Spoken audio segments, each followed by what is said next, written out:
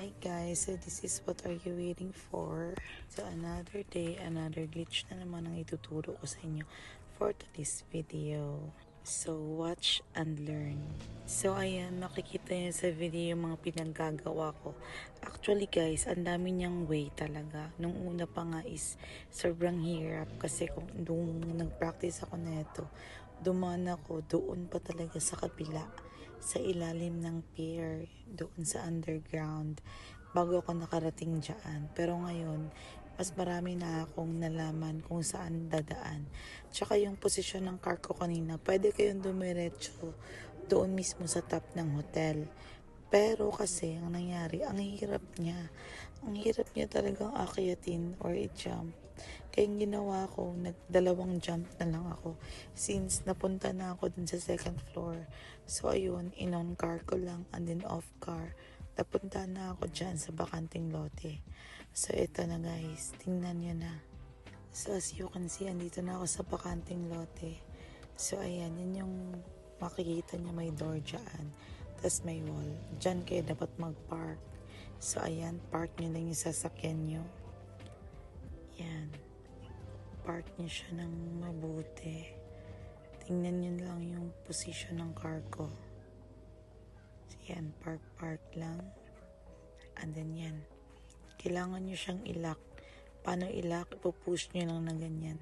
Parang naglalakad lang kayo sa kotse nyo. Pero yung totoo is nilalak ko yung kotse ko. So yan, adjust din kayo.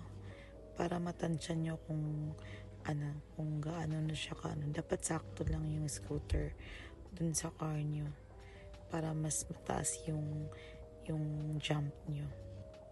So ayan, tinatansya ko yung pwesto ng car ko.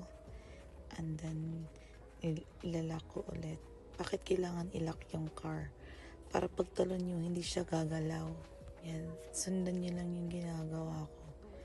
Yan, pinupush ko siya para malak. And then yan, posisyon na ako. Medyo masikip kasi yan. So ayan. Yan. Shortcut ko na. So yan, ganyan dapat yung posisyon nyo. And then jump. So ayan, nasa taas na kayo. Ganun lang siya guys. Diba? Sobrang ganda dito. Nakaka-relax talaga. Nakakawala siya ng stress.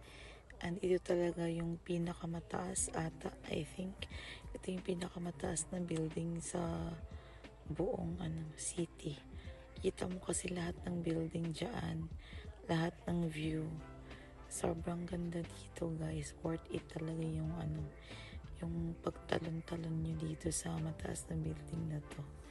So yun lang guys, yung sinasabi ko, yung kung saan ako nakapark kanina, pwede naman kayong dumiretso dyan sa bubong mismo. Pero kapag nahihirapan kayo, pwede kayo mag-2 jump. Or kung nahihirapan din kayo dun sa bakanting lote, pwede din kayo tumagos dun sa wall.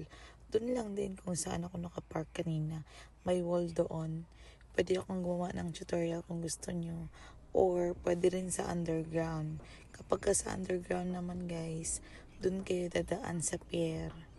Doon sa underground para makapunta kayo sa bakanting lote. Kaso nga lang, yun nga, medyo mabagal kasi nga, ang layo ng lalakarin nyo papunta dun sa bakante.